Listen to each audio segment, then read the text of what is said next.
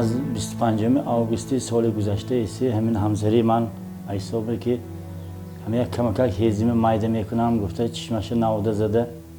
من بیمارخانه همین 34 میکرنه و خواه رفت و دکترها دیدند و گفتن که این حالتش بد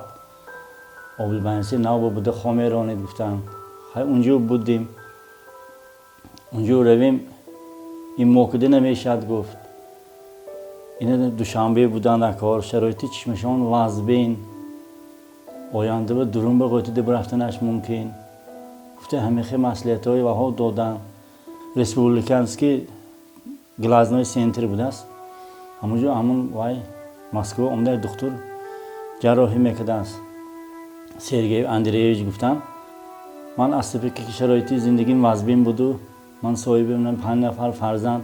دو تا خانواده که دیگه من یه پسرم من 20 برو اومد این امکاناتش محدود این مادرزاد تولد شد دیگه همه خیلی منم خودم سعیم گفتم این ولی که ممکن نفقه میگیرم من هیچ کار نمیکنم از سببی که همه خیلی بود شرایط وزین بود من یک دنیای مهر به مراجعت کردم یکم دفعه که من همینجا من از این معلمه رفته التماس کردم معلمه من تا کرایه تا ویش 3000 سومان چخیم شد معلمه یاردم کردن من دوشنبه فساندیم من چشمش اپراسیون کرده آمد این 3 اگزمپلار اپراسیون میکرده است حاضر من یک تش گذشته من آمد حاضر هم پرده ای که در دیگه بود از دیگه همونجور دوختیان همین حادثه شدن ایسی فقط همین اوی میکند دو تا دخترم چشمی تری کده وای کدمو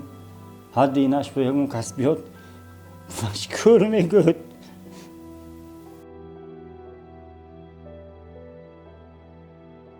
از شهروندان از من ولایت سوخت شهری خوجند ناحیه باباجان غفوروف من که من شناسد و من بیند و